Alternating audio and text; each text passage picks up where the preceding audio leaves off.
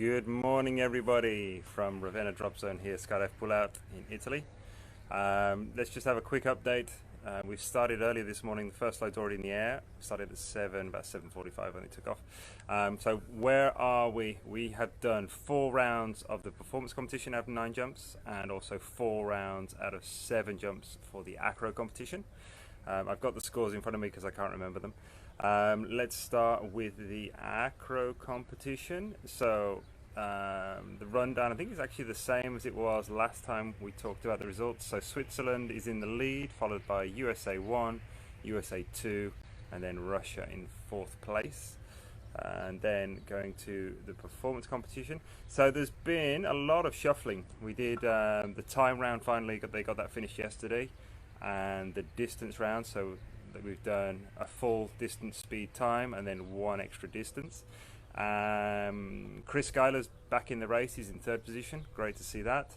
And Espen as well is slowly working his way back up the ranks in 6th position. Dimitri Podariashi is having a great competition.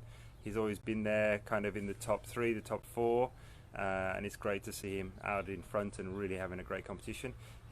Probably in part by the new Sukhoi competition suit from Phoenix Fly. So it's also good to see that it's not just squirrel suits on the podium, that there are some other brands as well, setting some records and doing some good numbers. A shout out to Tassos, who got unlucky. He did a 90-second time run, but unfortunately had a lane violation and he lost 10%, so he still got an 80 second or 81 second score. But without that, we can look at how that would affect the results if it wasn't with the penalty. If he hadn't have had that 10% penalty, he'd actually be in 4th place at the moment, but he finds himself in 7th. What does that mean? He had a lane penalty. So to basically, for safety, each pilot has a lane to fly in, kind of like the lane on a motorway or a freeway. And he has, I think it's a 600-meter wide lane, and he was right on the edge of his, literally within meters of the edge of his lane. And so it's got 2 bands of colour. If you go out the first band, it's a 10% penalty. If you go into the second band, it's a 20% penalty. So unfortunately, he lost 10% there. And if you look on the scores on Sky Derby or OmniScore, you'll see a few of the pilots, unfortunately, have been penalised during their runs. But again, that's with the goal of keeping all the pilots separated for safety in free fall and under canopy. The other drama that's unfolding, let's go quick rundown. So anyway, 1st place at the moment, Dimitri, followed by Chris Burns, followed by Chris Schuyler, followed by Alexi Galda. Luke Rogers, despite saying he doesn't like the time round, he's still in 5th place, so good job Luke, he's still in the game. Espen, as we said, he's back in 6th, working his way up. Tassos in 7th rather than 4th because of his penalty. David, and as you may have noticed, I don't pronounce some people's surnames because I don't know how to say them. Winczewski from Poland, David, he's in 8th place, followed by Christian and another wonderful, looks like also a Polish surname, Septiko, I don't know, and Nick Yu in 10th. So that's the top 10. Great flying guys. Anybody's game still, for sure. It's shuffling up a lot every round. The drama has been, unfortunately, the Italian military are doing some kind of exercise. I don't know what it is. So that's limited jump altitude to 11,000 feet.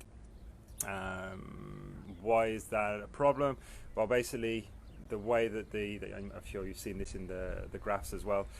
After exit, all the pilots dive really aggressively to take a lot of vertical speed, which then they basically flare, they use to improve either their time or their speed or their distance going into the performance window.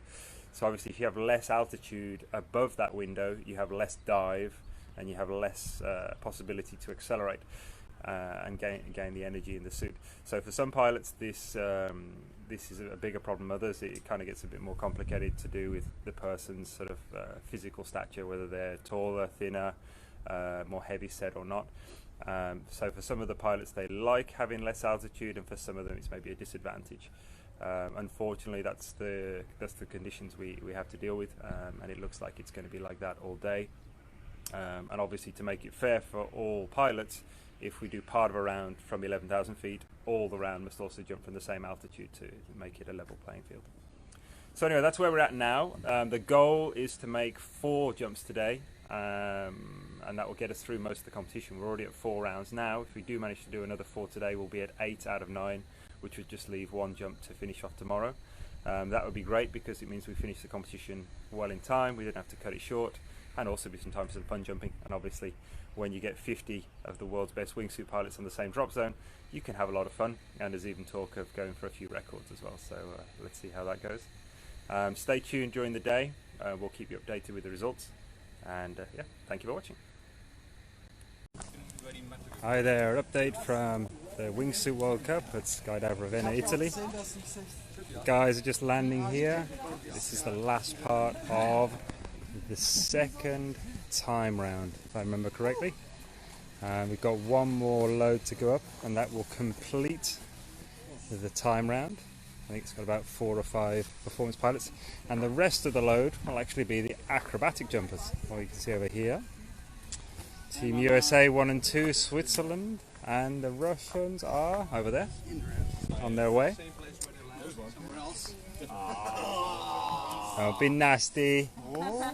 And I was supposed to be on this plane with you, but no James. There was no place on the plane, and everybody says it's too tight and I'm too fat. Like when I broke the wind tunnel, remember that? Actually, I think they said I was too fat. And so it's all good. I'm going to do an update on the scores once this round is complete. Certainly a very interesting competition. Lots of movement in the top 10 places. A lot of pilots doing really well, putting in some great flying. And so yeah, we'll have to see how everything's starting up after this round. That'll be the 6 jumps of 9 complete, but I think it is all still to play for. So Demo, this is, correct me if I'm wrong, time? That is time, right? Okay, good stuff. Have a good jump. Yes. Thank you. Good jump to you, Chris. Yes. And who else is on this load? Plane's just coming in. We may as well take a walk with the guys what's on board.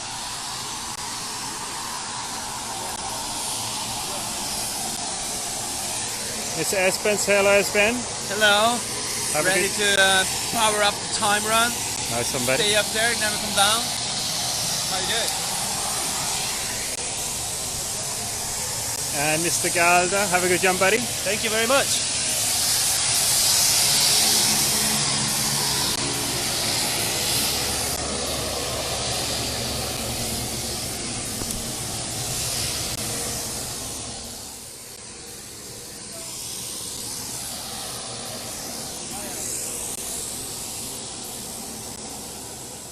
There goes the caravan with pilot Olaf. He's doing a great job. We're very demanding as customers, I'd say, as passengers, because we want a very precise altitude, bearing and airspeed. So he really needs to put the plane exactly in the right point in the sky with the correct airspeed as well. I'm very picky on that sort of stuff. Like I said, once this load gets down, that will complete the second time round. That will be the performance competition, and that will be 6 jumps out of 9. So they're 2/3 of the way through. The acrobatic guys, they're going to get, they'll be there, let me think, they've got 2 jumps left to do. So yeah, they should actually finish. So this is their 6th jump, but they only need to do 7 for their competition. So there's a very good chance they'll finish today. So it looks like they'll be on the beers tonight. Yeah, so like I said, wait for these guys to get down, and then we'll do another update with the latest scores. Thank you for watching.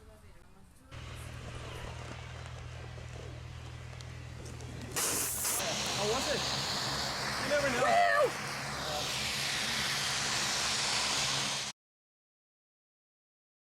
So we are 6 rounds out of 9 in the performance competition.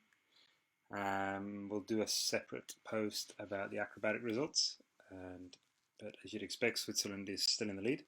Scrolling up here from the bottom, yeah, so 6 out of 9 rounds, we're 2/3 of the way through. We've completed 2 jumps in each discipline, so 2 distance, 2 speed, and 2 times. And here we can see the current top 10. So the good news is I've been practicing my pronunciation. So in first place we've got Dmitry from Russia, and then second place Chris Burns from Australia, third place Luke Rogers from Australia, fourth place has been Fadnas from Norway, 5 Alexei Galda from the USA, 6 Chris Galda from the USA, 7 Tassos Palikarpou from Cyprus, 8th, David Wintewski, from Poland. In 9th, Christian Sopitko. from the USA. And in 10th place, Nikyu from Canada. So the thing we notice here as well is during that last run, both Chris Geiler and Chris Burns unfortunately got 10% lane violations. So that's obviously damaged both of their total scores. We can actually see how the scores would have been without that by omitting the penalties up there. And you see, so Chris Burns would have stayed in second place, but Chris Geiler would have actually been in third if it wasn't for that penalty. So that's possibly a very significant moment in the competition. Chris has got some work to do now. So let's turn those penalties back on. And the other thing you see is how close the third, the fourth, the fifth, the sixth, and the seventh place are in terms of points. It really is all open. Very exciting stuff here. We'll keep you informed. They're called already for the round 7. I'm not sure whether we're going to try and do another jump after that as well, but I'll keep you updated. And thank you for watching.